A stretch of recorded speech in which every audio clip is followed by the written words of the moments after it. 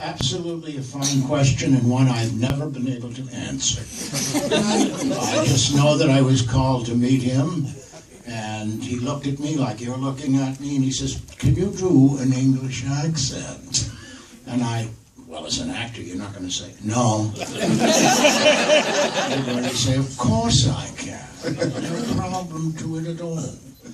He says, "You got the part." And what happened after that, after we shot the movie for 20 weeks, they took the film and went back to London and pieced it together. The cutter, and Tony, the musical people. The cutter, by the way, the editor is Hal Ashby. Hal Ashby, I don't know. He was a very famous director and cutter in those days. And anyways, they took the film, back to London, and they put it all together, and they looked at it, and they went, "Oh my God, why did we hire him?" Which you may say, those were the years. And anyways, the reason was because every scene that I was in, and I was in almost every scene. Almost every scene, yeah. My English accent fluctuated over the 20 weeks of shooting. Some days I would have a Boston accent. Like I lived on Tremont Street, and I'm rooting for the Boston Celtics. And other days I'd have a New York accent. I lived in New York for some time. And on other days I'd have an accent I guess you couldn't even was discernible. So they looked at the whole film and what we were going to do, and they flew me to London for 3 weeks, where I stayed at a wonderful hotel called the Claridge's. Can you imagine me at the Claridge's? I felt like that book about the girl that, what is that book where the woman's up at the top floor, the baby, the child. What do you think? Eloise.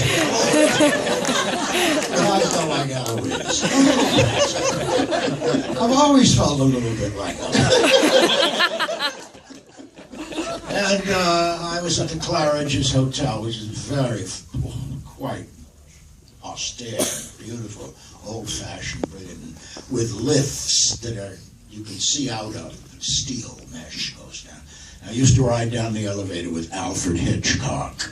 Is that right? Yeah, I used to. Hi, Al. I bet he loved being called Al. I lost my golf ball at Bel Air. I think it went in your property.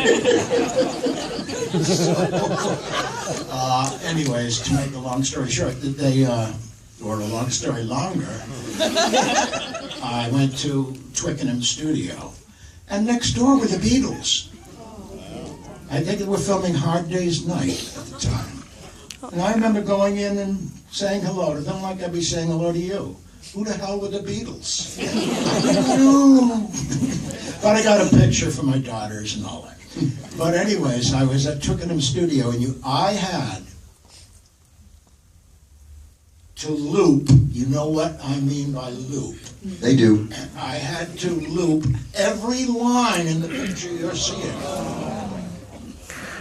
As the thing went across the street, I'd go, "Yes, I think so."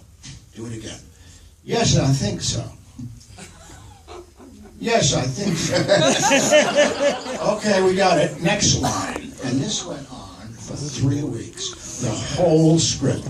So when you see the movie tonight, realize it was slow going.